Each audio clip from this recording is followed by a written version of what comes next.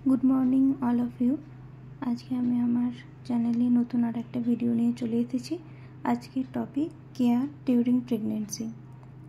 प्रेगनेंसिर समय केयर नेওয়াটা अत्यंत प्रयोजनीय, कारण এই সময় কোনো কমপ্লিকেশন হলে সেগুলোকে প্রিভেন্ট এবং ডিটেক্ট এবং তার ট্রিটমেন্ট করার জন্য, এছাড়া এই সময় primary preventive health care provide করার জন্য আর এই সময় মায়েদের ফিজিওলজিক্যাল এবং সিস্টেমিক যেসব চেঞ্জেসগুলো হয় সেগুলোর ব্যাপারে মায়েদেরকে এডুকেট করার জন্য আর কাপলের সঙ্গে ডিসকাস করার আর একটা ব্যাপার থাকে যে এই সময় নিউবর্ন বেবি নর্মাল হবে না সিজারিয়ান হবে এবং সেটা কোথায় হবে সেই ব্যাপারে কাপলের সঙ্গে ডিসকাস করার প্রয়োজন হয়।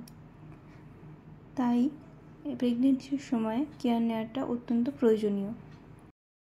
প্রথমত মাকে 10 ঘন্টা রেস্ট নিতে বলা হয়, দিনে 2 ঘন্টা আর রাতে 8 ঘন্টা, এবং এই সময় মাকে বাম পাশ ফিরে শোয়ার জন্য বলা হয় যাতে বাচ্চার ব্লাড সাপ্লাই কোনো প্রবলেম না হয় এবং মায়ের শ্বাসকষ্টজনিত কোনো অসুবিধা যাতে না হয়।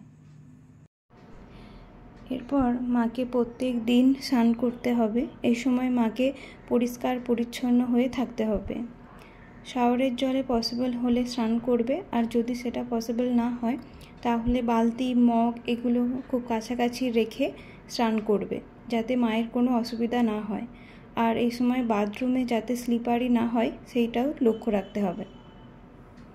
এই সময় মা ঢিলে ঢালা জামা কাপড় পরবে, কোনো টাইট জামা কাপড় পরবে না, এতে মায়েরই কমফোর্ট ফিল হবে।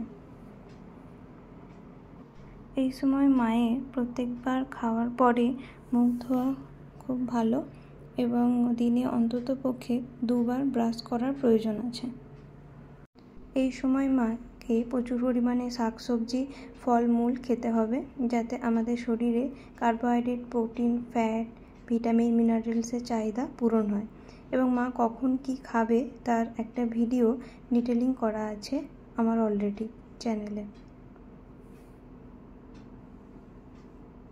ফ্রি হ্যান্ড এক্সারসাইজ এই সময় করা যেতে পারে, তবে ডক্টরের পরামর্শ অনুযায়ী এক্সারসাইজগুলো করতে হবে এবং দেখতে হবে যাতে মায়ের শারীরিক কোনো কষ্ট যেন না হয়।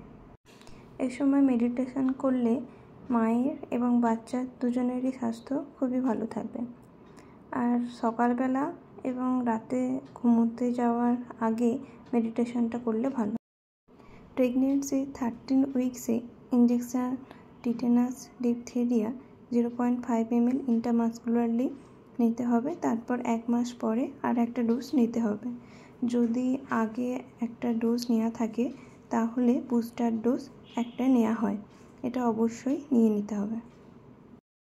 এবার বলবো এই সময় মায়ের কি করা উচিত নয়। এই সময় অবশ্যই মা ডক্টরের পরামর্শ অনুযায়ী মেডিসিন নেবে, নিজের ইচ্ছা মতো কোনো মেডিসিন নেবে না, কারণ অনেক মেডিসিন আছে যেগুলো বাচ্চার ক্ষতি করে। মায়ের এই সময় কোনো ভারী জিনিস তোলা উচিত হবে না। হাই হিল জুতো এই সময় মা অ্যাভয়েড করবে এবং প্লেন ফ্ল্যাট জুতো মা সবসময় পরবে। কোনো প্রকার টাইট বেল্ট মা এই সময় ইউজ করবে না। স্মোকিং অ্যালকোহল অবশ্যই মা এই সময় অ্যাভয়েড করবে। প্রেগনেন্সিতে প্রথম 3 মাস এবং শেষের 6 উইক জার্নি অ্যাভয়েড করাই ভালো।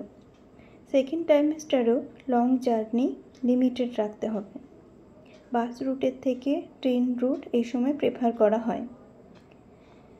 ডিউরিং প্রেগনেন্সিতে মাকে এইসব কেয়ারগুলো নিতে হবে, ফলে মা এবং শিশু দুজনেরই স্বাস্থ্য খুবই ভালো থাকবে। ভিডিওটা আমি এখানেই শেষ করলাম।